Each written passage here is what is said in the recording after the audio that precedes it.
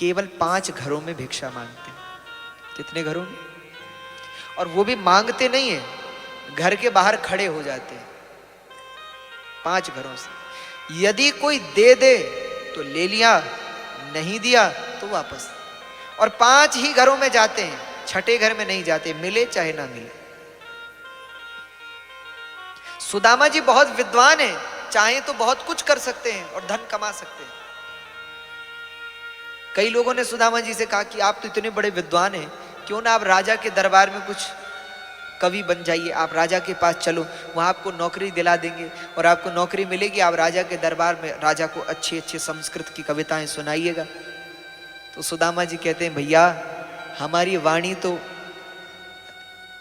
उस गोविंद के लिए है, वो द्वारिकाधीश के लिए, हम उसके सेवक हैं, उसके चाकर हैं, किसी और की सेवकाई क्यों करें। कभी भगवान से सुदामा जी शिकायत नहीं करते। हम तो कितनी कितनी करते हैं, ऐसा हो गया, ये क्यों हो गया, वैसा क्यों हो गया। लेकिन सुदामा जी प्रतिदिन सोते समय कहते हैं, प्रभु बहुत बड़ी कृपा आपकी। जिस दिन भोजन मिलता है उस दिन भी धन्यवाद कि प्रभु आपकी दया से आज भोजन मिला, और जिस दिन नहीं मिलता उस दिन भी धन्यवाद कि प्रभु आपकी कृपा से आज नहीं मिला, अच्छा हुआ नहीं मिला, चलो आज हमारा व्रत हो गया। भक्त ऐसा होता है, भक्त हर परिस्थिति को स्वीकार कर लेता है। आप और हम कहते तो हैं कि आशा एक राम जी से दूजी आशा छोड़ दे, नाता एक राम जी से दूजा नाता तोड़ दे। हम कहते तो हैं कि आशा एक राम जी से दूजी आशा छोड़ दे, नाता एक राम जी से दूजा नाता तोड़ दे। धन्यवाद निर्विवाद राम राम कहिए, और जाहे विधि राखे राम ताहे विधि रही। कहते हैं पत्नी ने कह दिया।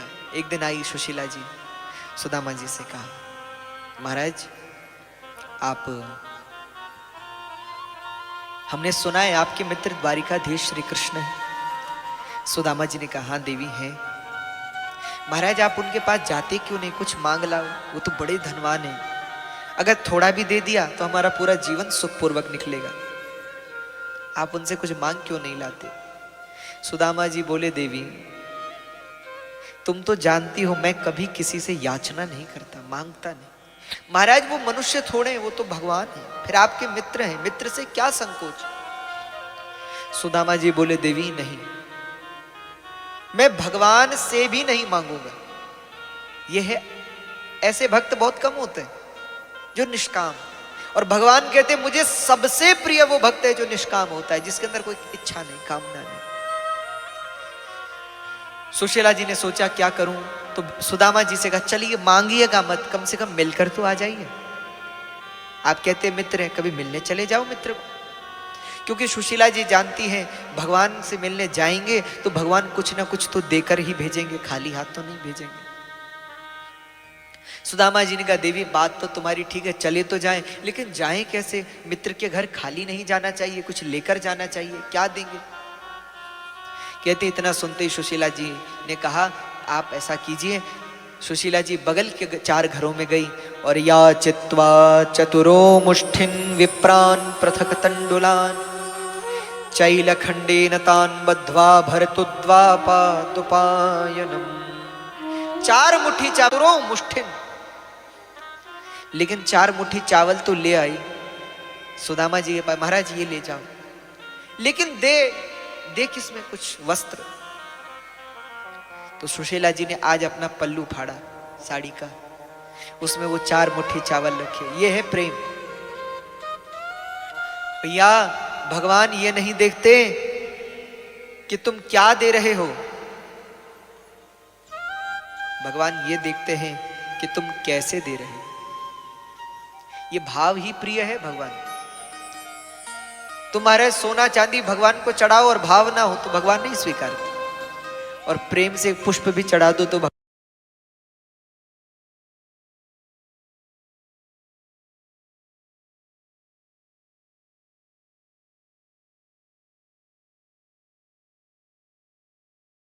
सुदामा जी को दी। कहते सुदामा जी ने वो पोटली ली और धीरे धीरे चल पड़े पहाड़ी। सुदामा जी धीरे धीरे चलने लगे द्वारका की ओर। और जब मार्ग में चलते हैं सुदामा जी तो चलते चलते भगवान का स्मरण। हम तो आप लोगों से भी कहते हैं, काम करते चलो नाम जपते चलो, कृष्ण गोविंद गोविंद गाते चलो। काम होता रहे, भगवान का नाम भी होता रहे। चलते फिरते उठते बैठते सोते जागते जब समय लगे तब भगवान के नाम का स्मरण किया करो। और सुदामा जी तो चल रहे हैं और चलते चलते बड़े प्रेम से बड़े भाव से गा रहे हैं। जरा आइए आप और हम भी जरा सुदामा जी के साथ गाएं। सुदामा जी चल रहे हैं और गा रहे हैं।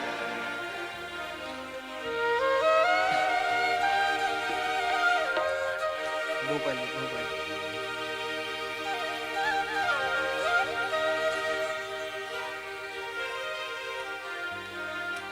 तो आइए सुदामा जी चल रहे हैं और चलते चलते बड़े प्रेम से गा रहे हैं। हरि सुंदर नंद मुकुंदा हरि नारायण हरि ओम। अच्छा आप भी गाएंगे? सुदामा जी चल रहे हैं और चलते चलते गा रहे हैं। क्या कह रहे हैं? अच्छा एक बार हम बोलेंगे, एक बार आप लोग, ठीक है? हरि सुंदर नंद मुकुंदा हरि नारायण हरि ओम। हरि सुंदर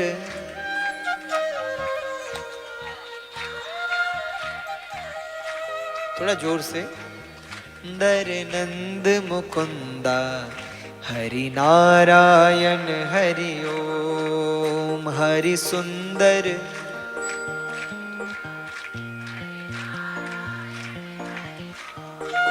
तो आइए जरा हम आपसे भी कह रहे हैं, एक काम और करना आज से चलते फिरते जब समय लगे। हम ये तो नहीं कह रहे कि आप 2-2 घंटे पूजा में बैठो, हाँ तब तो घर वाले कहेंगे कि अच्छी कथा सुन के आ गए। कोई बात नहीं, लेकिन एक काम, एक सरल उपाय बताते हैं आपको, जिससे भजन भी हो जाएगा। कई माताएं हमारे पास आती कहती महाराज हमें समय ही नहीं लगता पूजा करने का, क्या करें? तो देखो एक काम करो, काम करते चलो नाम जपते चलो, कृष्ण गोविंद गोविंद गाते चलो। आप रोटी बना रहे हो रसोई में और रोटी बनाते बनाते याद कर रहे हो। हम जब पढ़ते थे, विद्यार्थी जीवन में थे, वृंदावन में जब हम पढ़ाई कर रहे थे तो हमारे साथ में काफ़ी मित्र थे जो पढ़ते थे वहाँ पे। तो हमारे साथ तो माता जी थी हमारी, तो वो भोजन बनाने की और ये सब कोई समस्या थी नहीं। उस समय 8 साल उम्र थी तो वहाँ थे। उसके बाद जो मेरे और मित्र थे वो तो बड़े बड़े थे खूब, तो सबने लगभग MA किया हुआ था। और तो मैं उनसे पूछता था कि आप लोग पढ़ते कैसे, क्योंकि मुझे तो कुछ काम करना नहीं पड़ता, केवल विद्यालय और फिर पढ़ना, बस यही। लेकिन आप लोग भोजन भी बनाते हो, वस्त्र भी धोते हो, पढ़ते भी हो, कैसे? अरे बोले भैया हम पढ़ते नहीं, ऐसे नहीं पढ़ते। तो हमने कहा कैसे पढ़ते हो? बोले जो याद करना है पहले उसको लिख लेते हैं एक पन्ने पर और लिख लेते हैं और रसोई में लगा लेते हैं। रोटी बना रहे हैं साथ में याद भी कर रहे हैं, वस्त्र धो रहे हैं साथ में याद भी कर रहे हैं। बोले ऐसे याद करते थे। फिर मुझे लगा कि देखो भैया, अगर कोई भजन करना चाहे और उसको समय ना मिले तो ऐसे कर सकते हो कि नहीं? आप झाड़ू लगा रहे हो, झाड़ू लगाते लगाते भजन गा रहे हो। आप भोजन बना रहे हो, भोजन बनाते बनाते भजन गा रहे हो।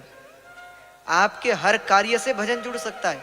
और भजन की एक और अच्छी बात है, सोते जागते उठते बैठते बिना नहाए नहाए जैसे चाहो, भाव कुभाव अनख आलस हूँ, नाम जपत मंगल दिश दस हूँ। भाव से कुभाव से, आलस्य में, नींद में, प्रमाद में, सोए सोए, खड़े खड़े, बैठे बैठे, जैसे समय लगे, कोई बहाना का चक्कर है ही नहीं। इसीलिए सुदामा जी तो चल रहे हैं और चलते चलते गा रहे हैं। क्या कह रहे हैं? हरि सुंदर नंद मुकुंदा हरि नारायण हरि ओम। हरि सुंदर नंद मुकुंदा हरि नारायण हरि ओम। हरि सुंदर नंद मुकुंदा हरि नारायण हरि ओम। हरि सुंदर नंद मुकुंद हरि नारायण हरि ओम। हरि सुंदर नंद मुकुंद हरि नारायण हरि ओम। हरि सुंदर नंद मुकुंद हरि नारायण हरि ओम।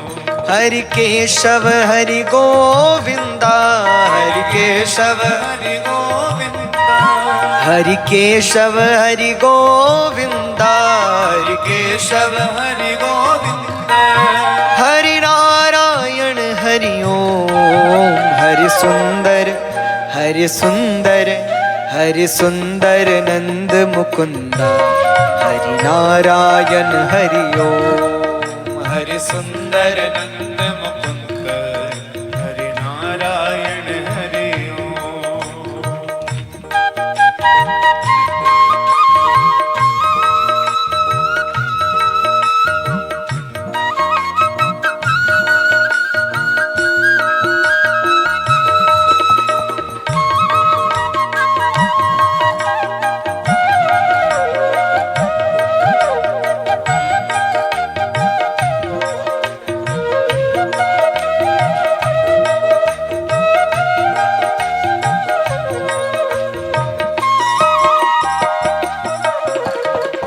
वनमाली मुरली धारी गोवर्धन गिरिवरधारी वनमाली मुरली धारी गोवर्धन गिरिवरधारी वनमाली मुरली राधे गोवर्धन गिरिवरधारी नित नित कर माखन चोरी गोपी मनहारी नित नित कर माखन चोरी गोपी मन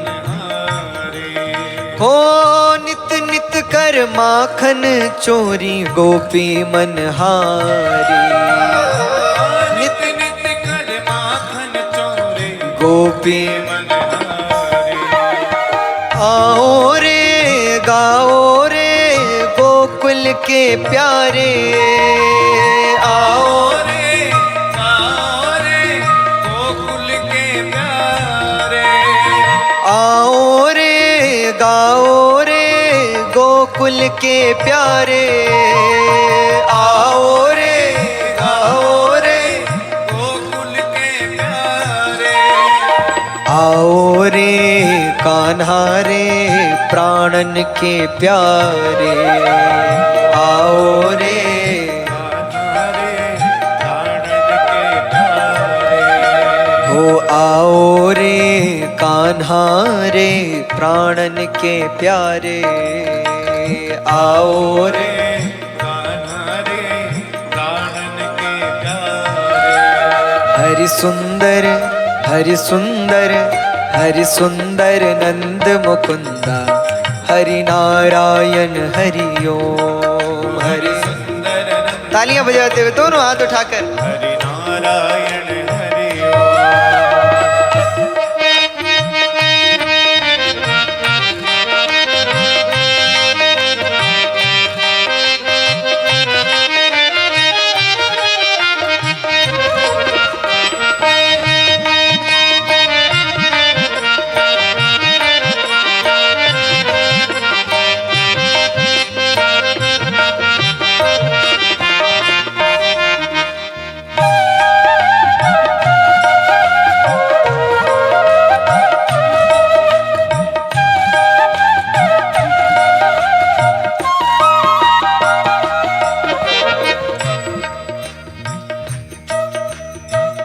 ब्रज के ओ रसिया प्यारे राधा के प्राण दुलारे ब्रज के ओ रसिया प्यारे राधा के प्राण दुलारे ब्रज के ओ रसिया प्यारे राधा के प्राण दुलारे ब्रज के ओ रसिया प्यारे राधा के प्राण दुलारे आ जाओ संग में कान्हा गोकुल के प्यारे आ जाओ संग में कान्हा गोकुल के प्यारे ओ आ जाओ संग में कान्हा नैनन के तारे आ जाओ संग में कान्हा नैनन के तारे आओ गाओ रे गोकुल के प्यारे, आओ रे गाओ रे गोकुल के प्यारे, हो आओ रे गाओ रे रास रचाओ रे, आओ रे गाओ रे रास रचाओ रे, आओ रे कान्हा रे संग में विराजो रे, आओ आओ रे कान्हा रे संग में विराजो रे, हो आओ रे कान्हा रे संग विराजो रे, आओ रे कान्हा रे संग में विराजो रे, हरि सुंदर हरि सुंदर हरि सुंदर नंद मुकुंदा, हरि नारायण हरि ओम, हरि सुंदर नंद मुकुंद हरि नारायण हरि ओम, हरि सुंदर नंद मुकुंदा, हरि नारायण हरि ओम, हरि सुंदर नंद मुकुंद हरि नारायण हरि ओम, ओ हरि सुंदर नंद मुकुंदा, हरि नारायण हरि ओम, हरि सुंदर नंद मुकुंद हरि नारायण हरि ओम, हरि केशव हरि गोविंदा, हरि केशव हरि गोविंद हरि केशव हरि गोविंदा, हरि केशव हरि गोविंद हरि नारायण हरि ओम, हरि सुंदर हरि सुंदर हरि सुंदर नंद मुकुंद, हरि नारायण हरि ओम, हरि सुंदर नंद मुकुंद, हरि नारायण हरि ओम, हरि नारायण हरि ओम, हरि नारायण हरि ओम, हरि नारायण हरि ओम, हरि नारायण हरि ओम, हरि नारायण हरि ओम, हरि नारायण हरि ओम,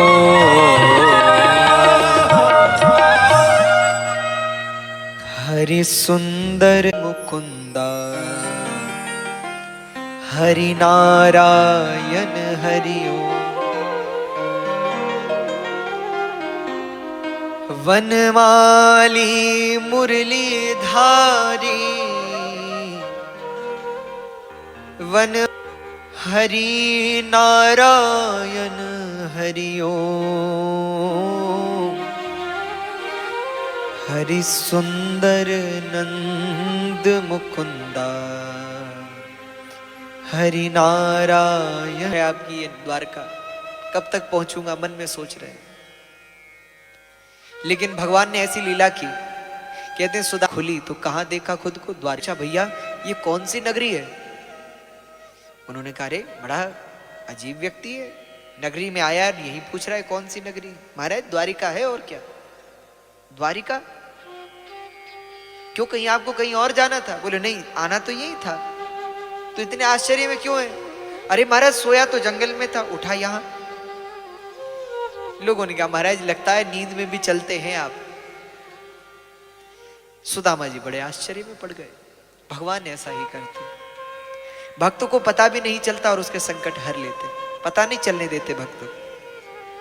कई बार आपको हमको लगता है ना, अरे हमारे साथ तो ऐसा हो गया, क्या पता कुछ बड़ा होने वाला भगवान ने उसको छोटे में मिटा दिया।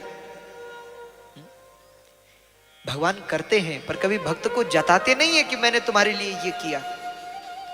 और हम तो एक माला भी जिस दिन ज्यादा कर ले उस दिन दिन भर सुनाते रहते हैं भगवान को, आज एक ज्यादा जपिए, आज हमने व्रत किया है आपके लिए। तो भैया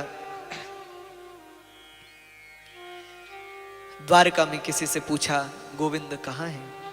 कथा थोड़ा सा अलग अलग आती है। पौराणिक यदि कहें, शास्त्र अनुसार कहें, तो यहाँ श्रीमद् भागवत जी कह रही हैं कि सुदामा जी को किसी ने रोका नहीं।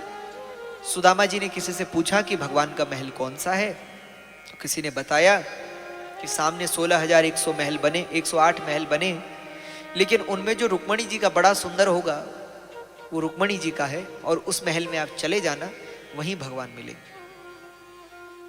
लेकिन श्री नरोत्तम दास जी ने कुछ भावमय पदों के साथ इस कथा को वर्णित किया और उन्होंने लिखा कि शीश पगा न जगा तन पे प्रभु जाने को आही बसे की ग्रामा। द्वारपाल रोकते हैं और सुदामा जी जब बार बार कहते हैं तो द्वारपाल कहते हैं, हे ब्राह्मण देवता, हम अभी अंदर पूछ कर आते हैं। अंदर गए तो भगवान से पूछा कि प्रभु, एक द्वारपाल आया, कहता आप मिलना चाहता है। शीश पगा न जगा तन पे प्रभु जाने को आही बसे की ग्रामा। धोती पटी शिलटी दुपटी अरुपाय उपा नहीं की नहीं श्यामा। द्वार खड़ो द्विज दुर्बल एक रहियो चकिसों वसुधा अभिरामा। पूछत दीन दयाल को धाम बतावत आपन नाम सुदामा। लेकिन श्रीमद् भागवत जी कहती है भगवान के दरबार में किसी को रोका नहीं जाता। सुदामा जी तो सीधे ही महल में प्रवेश कर गए और रुक्मणी जी के महल में प्रवेश किया। जैसे ही प्रवेश किया तो क्या देखा कि भगवान कृष्ण और श्री रुक्मणी जी झूले पर बैठे। ये कथा भागवत में यदि आप पढ़ेंगे तो ये कथा प्राप्त होगी। जो कथा वैसे आप और हम सुनते हैं कि द्वारपालों ने रोका और कई कई तो पता नहीं क्या क्या करते रहते हैं, क्या क्या कहते रहते हैं कि सुदामा जी को धक्का दिया। अरे ऐसा हो सकता है क्या? आप जानते हो जब से वैकुंठ के जय और विजय ने सनकादिक ऋषियों को रोका ना और उनको श्राप मिला 3 जन्म राक्षस होने का। जय और विजय ने रोका ना, सनकादिक ऋषियों को अंदर नहीं जा सकते, तो सनकादिक ऋषियों ने श्राप दे दिया, जाओ 3 जन्म के लिए असुर हो जाओ। महाराज तब से जितने भी द्वारपाल हैं भगवान के सब सचेत हैं। हाँ, बल्कि सुदामा जी तो द्वारपालों से कहते हैं, बोले भगवान मेरे मित्र हैं, तुम जानते हो? तो वो कहते हैं कि हाँ होंगे महाराज। तो सुदामा जी कहते तुम्हें आश्चर्य नहीं होता, कहाँ मैं और कहाँ भगवान? तो द्वारपाल बोले महाराज क्या कहें, उनके सब ऐसे ही हैं, सब मित्र, उनके भक्त सब ऐसे ही हैं। आप देखो कि शंकर जी के जितने भक्त होंगे उनके पास 2 में से एक चीज जरूर होगी, या तो अत्यंत विद्वान होंगे और या अति धनी होंगे, या तो धन या विद्या, एक ना एक होगी। और अगर दोनों नहीं है इसका मतलब शिव जी के पक्के भक्त नहीं है। शिव जी का यदि कोई पक्का भक्त है, वैसे तो दोनों ही होगा, उसके पास धन भी होगा बुद्धि भी होगी, नहीं तो कम से कम एक तो जरूर होगा, या तो ज्ञानी होगा, बहुत बड़ा पंडित होगा, और या तो बहुत बड़ा संपत्तिवान धनवान होगा। और भगवान कृष्ण हमारे ठाकुर जी, उनके जो भक्त होंगे महाराज, यहाँ तो ऐसे हैं जिनके घर भगवान नहीं जाते तो वो झूठी शिकायत करने आई। हम नहीं कह रहे, भागवत जी में 10 जगह भगवान ने कहा जिस पर मैं अति कृपा करता हूं उसका सब छीन लेता हूं। क्योंकि हमारे ठाकुर जी में एक बुराई कहो चाहे अच्छाई कहो, उनका ये है कि वो कहते हैं कि अगर कोई मुझसे कहे कि प्रभु आज से मैं आपका, तो फिर तब किसी और को ना कहे कि मैं भगवान का भी और आपका भी नहीं, जो मेरा वो केवल मेरा और किसी का नहीं। तो फिर उसको कष्ट देते हैं, संकट देते हैं, धन छीन लेते हैं, तो सब उसको छोड़ना नहीं पड़ता किसी को, लोग ही उसे छोड़ देते हैं, तो उसे समझ आ जाता है। हाँ? और जब वो एक बार समझ जाए कि जगत में भगवान ही मेरे और मैं भगवान का और कोई नहीं, उसके बाद भगवान उसको अथाह धन भी देते हैं, सुख भी देते हैं, संपत्ति भी देते हैं। लेकिन देते कब हैं? जब संपत्ति के लायक बना देते हैं, तब देते। और हमारे शंकर जी, उनमें एक अच्छाई भी और एक कमी भी। उनमें भी अच्छाई ये है कि जो कोई जो मांग ले वो दे देते, मना करना ही नहीं है, जो दिया जो मांगा सो दिया। और बुराई क्या है? कमी ये हो जाती है कि ऐसे ऐसे वरदान कई बार दे देते हैं कि अपने पे भारी पड़ जाती है बात, गले गले आ जाती है महाराज। एक बार तो दसम स्कंद में कथा है, परीक्षित जी ने पूछा है कि नारायण के भक्त सब सुदामा जी जैसे होते हैं और शंकर जी के भक्त रावण, सोने की लंका महाराज, हाँ सब धनवान क्यों? तो सुखदेव जी ने कहा राजन, शंकर जी के पास इतनी फुर्सत नहीं है कि वो देखें कि ये इसको धन दें कि नहीं दें, कहीं धन दिया इसको अभिमान तो नहीं होगा, इसको कोई समस्या तो, इतना नहीं देखते, जो मांगा वो दिया। अब उसमें चाहे तेरा भला हो न हो, चाहे मेरा भला हो ना हो, देना है सो देना है, जो मांगा वो दिया। लेकिन नारायण का ऐसा नहीं, वो तो बहुत जांच परख करके सबको नहीं देते, बहुत मुश्किल से देते हैं, तब देते हैं जब उसके लायक हो जाते हैं। और शंकर जी बोले बिना देखी क्यों देते हैं? बोले उनके पास फुर्सत कहाँ है, वो तो जब देखो राम राम में लगे रहते हैं। अब जब उनको कोई बुलाता है वो जल्दी जाते हैं, हाँ भैया जल्दी बोलो क्या चाहिए, हमें भजन करने के लिए जाना है। तो लोग कहते महाराज धन, हाँ दिया ठीक है चले, और फिर बैठ गए राम राम राम राम। फिर किसी ने कहा प्रभु गए, हाँ भैया जल्दी बोलो, इतने समय नहीं, क्या चाहिए? तो भस्मासुर जैसे लोग कह देते हैं कि और कुछ नहीं, जिसके सिर पे हाथ रखो वो भस्म हो जाए। शंकर जी ने कहा तथास्तु, ठीक है हम चलते हैं। अरे महाराज रुक तो जाओ, अभी कहाँ? शंकर जी ने कहा अब क्या, कोई और भी मांगना है? बोले और नहीं मांगना, बस प्रैक्टिकल करना है। वरदान दिया तो है, जरा होता भी है कि नहीं? तो शंकर जी ने कहा तो फिर क्या करूं? बोले माने थोड़ी देर बैठ जाओ, आप तो सबके सिर पे हाथ रखते हो, एक बार हम रख के देखते हैं, जरा देखते हैं जरा आप भस्म होते हैं कि नहीं। शंकर जी ने कहा अरे ये तो कैसा भक्त है। अब आगे शंकर जी और पीछे भस्मासुर लग गया महाराज। वो तो फिर आगे जाकर भगवान नारायण का स्मरण किया, प्रभु बचाओ अब इससे। तब भगवान नारायण, कई जगह कथा आती है, मोहिनी अवतार लेकर आए, नृत्य करने लगे, वो भी करने लगा, सिर पे हाथ रखा, उसने भी रख दिया, भस्म हो गया। लेकिन भागवत जी में कथा है कि भगवान विष्णु एक वामन का रूप बना करके आए, छोटे से वटुक ब्राह्मण का रूप बनाकर आए और एक पेड़ के नीचे बैठ गए। वो भाग रहा था भस्मासुर शंकर जी के पीछे पीछे, तो आवाज लगाते हुए कहा अरे भस्मासुर रुक जाओ रुक जाओ। अरे महाराज आपको हमारा नाम कैसे पता है? अरे बोले हमें तो तुम्हारे पिताजी का नाम भी पता है। बैठो, हम सब जानते हैं, तीनों कालों की बात जानते, तुम बैठो। बैठ गया महाराज, बड़ी कृपा, आप जैसा संत मिलते कहाँ, सब पता है आपको तो। हाँ अच्छा एक बात बताओ, तुम भाग कहाँ रहे हो? कुछ जल पी लो। महाराज शिव जी के पीछे दौड़ रहा हूं। क्यों? अरे उन्होंने एक वरदान दिया था, बस देख रहा हूं कि वो वरदान काम भी करता है कि नहीं। भगवान बोले बिल्कुल ठीक, क्योंकि उनके वरदानों का भरोसा नहीं, वो कुछ भी कह देते हैं किसी को। क्यों महाराज? पर मैंने तो सुना है उनके वरदान सब सही होते हैं। अरे बोले तुम्हें क्या पता, मुझे एक बार वरदान दिया था कि जिसके सिर पे हाथ रखूं वो भस्म हो जाए। लो अभी तुम आए थे, प्रणाम कर रहे थे, तुम्हारे सिर पे रखा, कुछ हुआ तुम्हें? और मैं तो रोज रखता हूं अपने सिर पे हाथ, कुछ नहीं होता। सब ऐसे ही वरदान है इनके। भस्मासुर ने कहा महाराज यही वरदान तो मैंने भी मांगा है। तो बोले बस तुम्हारे साथ भी धोखा हो गया, बेकार है, कुछ नहीं होगा। नहीं नहीं महाराज कहीं हुआ तो? अरे तो सिर पे रख के देख ले। ठीक है महाराज रखता हूं, फिर याद कहीं भस्म हो गया तो? भगवान बोले जब भस्मासुर ने कहा कि तब क्या बोलूंगा जब भस्म हो जाऊंगा। भगवान ने कहा चलो एक काम करो, भस्म किससे होते हैं? बोले अग्नि से। अच्छा तो अग्नि तो दूर से भी गर्म लगती है ना? हाँ तो एक काम करो, सिर पे मत रखो, सिर के ऊपर रखो हाथ, देखो जरा कुछ गर्म हो रहा है सिर की नहीं। तो उसने ऐसे ऊपर हाथ किया। भगवान बोले कुछ लग रहा है? नहीं नहीं महाराज कुछ नहीं लग रहा। बोले थोड़ा नीचे करो, क्या पता आंच नहीं लग रही होगी, थोड़ा नीचे। नीचे रखा, अब कुछ हो रहा है? नहीं नहीं महाराज हो तो कुछ नहीं रहा। बोले अब थोड़ा और नीचे रखो, और नीचे। बोले अब क्या, अब तो रख ही दो। उसने सिर पे हाथ रख के, जैसे ही वो कहता था कि हे भगवान हमारे साथ धोखा हो गया, जैसे ही सिर पे रखा खुद ही भस्म हो गया। उसके बाद शंकर जी ने प्रार्थना की भगवान नारायण से।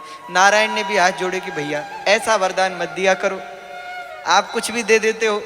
त्रिपुर को आशीर्वाद दे दिया, विद्युन माली तारकाक्ष और कमलाक्ष को त्रिपुर दे दिया, बाद में बड़े मुश्किल से मारा उनको। इसलिए महाराज हाथ जोड़ते हैं, सोच समझ के वरदान दिया करो, आपको चिंता नहीं होती। नारायण ने कहा। शंकर जी बोले आप हैं ना तो हम क्यों चिंता करें। तो भैया शंकर जी तो वरदान देते हैं और चलते हैं और अपने भजन में बैठ जाते हैं, लेकिन नारायण वो तो शांताकारम भुजगशयनम, दिन भर आराम करते रहते, सोते रहते। अब काम नहीं है तो फिर क्या करते हैं? भक्तों को देखते रहते, मेरे भक्त क्या करें। इसीलिए सुदामा जी परम भक्त हैं। द्वारपाल बोले आप कह रहे हैं कि संशय नहीं होता, सब आप जैसे ही भक्त हैं इनके, नारायण के। तो यहां सुदामा जी ने महल में प्रवेश किया है। जैसे ही श्री कृष्ण ने देखा सुदामा को, दौड़े भगवान, झूले से उतरे, दौड़े सुदामा जी को गले से लगा लिया। दोनों मित्रों की आंखों से आंसू बहने लगे, दोनों रोने लगे। अब तो भगवान सुदामा जी को अंदर लाए। रुक्मणी जी आश्चर्य में पड़ गई, रानियां इकट्ठी हो गई, क्या हो गया क्या हो गया। भगवान रो रहे हैं। सुदामा जी को बिठाया, चरण धुलवाए, सत्यभामा से जल मंगवाया, रुक्मणी जी से पात्र मंगवाया, पात्र में चरण धरे, अपने आंसुओं से भगवान सुदामा जी के चरण धोते हैं। सुदामा जी के पैर में कांटे ही कांटे लगे, उनको भगवान निकालते हैं, चरणों में चंदन लगाते हैं, दवा लगाते हैं, औषधि का लेप करते हैं। उसके बाद सुदामा जी को बिठाया, नए वस्त्र पहनाए, पीताम्बर पहनाया सुदामा जी को। बार बार सुदामा जी को भगवान देखते हैं और भगवान की आंखों में आंसू भर आते हैं। अरे मित्र तुम कितने समय बाद मुझे मिले, बार बार गले लगा लेते हैं भगवान सुदामा जी को। नए वस्त्र पहनाए, अपने हाथ से भगवान भोजन कराते हैं। अब सुदामा जी जो हैं वो लेटे हैं और नारायण जो है वो चरण दबा रहे हैं। साक्षात भगवान कृष्ण पैर दबा रहे हैं सुदामा जी के। सब रानियां बैठी हैं। इतने में भगवान बोले, सुदामा जी इतने दिन बाद लौटे, आपको हमारी याद नहीं आती? सुदामा जी बोले, प्रभु याद तो आती है पर थोड़ा दूर है, कैसे आता, इसलिए नहीं आ सका, आप ही आ जाते। भगवान बोले, भैया तुम तो जानते हो, अब राजा बना दिया है हमें, तो सब संभालना पड़ता है, सब देखना पड़ता है। तो मैं याद तो रोज करता हूं, लेकिन मिलने नहीं आ सका, उसके लिए क्षमा चाहता हूं। अच्छा सुदामा जी आपका विवाह हो गया? हाँ महाराज हो गया। क्या नाम है? बोले सुशीला। अच्छा, तो जैसा नाम है वैसा गुण भी है? हाँ महाराज बिल्कुल, जैसा नाम है वैसा गुण है, बिल्कुल सुशील स्वभाव की। अच्छा, तो हमारे लिए कुछ तो भेजा होगा, कुछ तो लाए होंगे। सुदामा जी बोले, प्रभु लाना तो। अब सुदामा जी ने मन में सोचा कि इतना बड़ा महल इसका, इतना सम्मान कर रहा है, सब सैनिक मंत्री इनकी पत्नियां देख रही हैं, कहीं इनके सामने ये चावल देंगे तो कैसा लगेगा। तो कह दिया, प्रभु लाना तो चाहता था, लेकिन सोचा क्या लाऊं आपके लिए, कुछ ला नहीं सका। भगवान ने कहा, सुदामा जी कुछ तो लाए होंगे। नहीं महाराज कुछ नहीं लाए। भगवान तो सर्वांतर्यामी, सबके अंतर की बात जानते हैं, सबके हृदय की बात जानते हैं। तो कहते हैं भगवान ने जोर से कहा, बोले चलो कोई बात नहीं, उमापति महादेव की जय। हर हर महादेव। जैसे ही भगवान ने कहा, सुदामा जी ने भी आप लोगों की तरह हाथ उठाए। जो हाथ उठाए तो पोटली गिर गई। भगवान ने छीन ली, पोटली खोली, एक मुट्ठी चावल खाया, 1 लोक का राज्य दिया। दूसरी मुट्ठी चावल खाई, 2 लोक का राज्य दिया। तीसरी जैसे ही भगवान पाने लगे तो रुक्मणी जी ने भगवान का हाथ पकड़ लिया। बस बस रुक जाओ प्रभु, बस 2 लोक दे चुके, 1 ही बचा है बस। और बाहर से कहा, बोले प्रभु ये तो प्रसाद है, वो प्रसाद को अकेले नहीं पाया जाता, मिल बांट करके, हाँ सबको मिलना चाहिए प्रसाद। भगवान बोले ठीक है, तो थोड़ा थोड़ा सब रानियों में बांट दिया। यहाँ सुदामा जी ने कहा, प्रभु आपका विवाह हो गया? बोले हाँ हो गया। कुछ दिन सुदामा जी द्वारका में रहे, खूब भगवान के साथ आनंद किया। एक दिन सुदामा जी ने सोचा कि अब भगवान से कहूँ कि मुझे चलना है वापस, और आज कहूँगा चलने को तब ये 1 महीने बाद भेजेगा, इसलिए आज से ही शुरू कर देता हूँ। पहले तो ऐसे ही होता था ना, अतिथि आज कहे कि जाना है तो महीने भर बाद लोग भेजते थे। अब तो अतिथि ना भी कहे तो भी लोग कहते हैं आप जा कब रहे हैं। तो सुदामा जी भगवान से बोले, बोले प्रभु मुझे वापस जाना था, मैं वापस जाना चाहता हूँ। अब सुदामा जी ने सोचा था कि भगवान अभी तो 1-1.5 महीना और रोकेंगे, लेकिन भगवान तुरंत बोले हाँ हाँ तो जाओ, कोई बात नहीं, जाओ जाओ। सुदामा जी बोले आप नाराज तो नहीं? अरे नहीं नहीं, नाराज की क्या बात है, तुम आए हम इसी में खुश है, अब तुम जाओ। लो महाराज, कई बार अंदाज उल्टे पड़ जाते हैं। हम लोग अंदाज लगाते हैं ना कि ऐसा करेंगे तो ऐसा होगा, पर लेकिन होता कई बार कुछ और ही है। हाँ वही हो गया सुदामा जी के साथ। चलो जाने लगे सुदामा जी, भगवान द्वारिका के बाहर तक छोड़ने को आए। अब जैसे ही जाने लगे भगवान ने आवाज लगाई, सुदामा जी जरा इधर आइए। बार तो कहना पड़ता है कि आज रुक जाओ। तो सुदामा जी वापस आए। हाँ कन्हैया क्या? सुदामा जी ने सोचा था भगवान कहेंगे रुक जाओ और हम रुक जाएंगे, लेकिन भगवान बोले सुदामा जी ये पीतांबर कहाँ ले जा रहे हो, ये तो हमारा है, इसे तो उतार लो। तो शरीर पर पहनाया हुआ पीतांबर उतरवा लिया, उसी धोती पहना के। हाँ सुदामा जी बोले जाएं? बोले हाँ हाँ जाओ। सुदामा जी चल पड़े। सुदामा जी मन में सोचते हैं है बहुत अच्छा है बड़ा सुंदर, और तो सब ठीक है, लेकिन बड़ा लालची है। अरे कुछ देना तो छोड़ो। वो पीतांबर भी उतरवा लिया शरीर से। चलो कोई बात नहीं, चलने लगे। रानियों ने डांटा भगवान को, अरे ये कोई तरीका होता है? हम तो न जाने कितने पीतांबर रोज दान करती हैं और आप यहाँ ऐसा कर रहे हैं। भगवान बोले देवियों, पत्नी सुशीला जी को 2 लोक की संपत्ति दी है, पर महान पतिव्रता है उनकी पत्नी। उनकी पत्नी ने कहा है कि जब तक मेरे पति नहीं लौटेंगे मैं भोजन भी नहीं करूंगी, इस संपत्ति को छूंगी भी नहीं। जा। और दूसरा बोले सुदामा जी अगर उस पीतांबर में जाते तो सुशीला जी नहीं पहचान पाती, जब बिल्कुल घर के नीचे आ जाते तब पता चलता कि ये तो सुदामा जी हैं। अब उसी धोती में गए हैं तो दूर से ही पहचान लेंगे कि ये तो हमारे पति हैं, तो तैयार होने का समय मिल जाएगा। रानियों ने कहा महाराज आपकी लीला तो आप ही जानो। सुशीला जी इंतजार कर रही हैं। सुदामा जी धीरे धीरे चलते चलते पहुंचे अपनी नगरी। देखा जहां हमारी कुटिया वहां विशाल भव्य महल। सुदामा जी घबरा गए। द्वारपालों से पूछा भैया ये महल किसका है? बोले सुदामा जी का। सोचा सुदामा तो मैं ही हूं, पर लेकिन मैं ही सुदामा थोड़े, कितने सुदामा होंगे। महाराज यहाँ तो हमारी कुटिया थी। जैसे ही बात कर रहे थे इतने में एक स्त्री आई, आरती उतारने लगी। सुदामा जी ने कहा देवी आप कौन? सुशीला जी ने पल्लू हटाया। सुशीला तुम ऐसे कैसे? अरे बोले बस महाराज ऐसे कैसे मत पूछिए, अंदर चलिए। अंदर ले गई, भवन दिखाने लगी। महाराज ये वो कक्ष, ये वो कक्ष। सुदामा जी ने संपूर्ण भवन देखा, भगवान की माया देखी और फिर मन ही मन भगवान को प्रणाम करके पत्नी से कहा देवी तुमने ये सब मांगा इसलिए भगवान ने दिया, अब तुम बच्चों के साथ यहाँ रहो, मैं तो चला भगवान का भजन करने। मेरी असली संपत्ति तो उनका नाम है, ये धन दौलत नहीं है, मुझे तो उनका नाम चाहिए। कहते हैं पत्नी ने कहा जब आप नहीं रहोगे तो हम यहाँ क्या करेंगे, हम भी चलेंगे। बच्चों ने कहा हम भी चलेंगे। कहते तब तो श्री कृष्ण प्रकट हो गए और भगवान बोले सुदामा बहुत भजन कर लिया कुटिया में, अब महल में रह के भजन करो, क्योंकि जंगल में भजन करना सरल है, घर में करना कठिन है, इसीलिए अब घर में करो, अब परीक्षा बड़ी हो गई। सुदामा जी ने कहा हम तो तब परीक्षा देंगे जब आप पहले आशीर्वाद दो कि माया नहीं पकड़ेगी आपकी। तो भगवान ने आशीर्वाद दिया। यह बड़ी सुंदर सुदामा जी के चरित्र की कथा है, सुदामा जी पर कृपा है।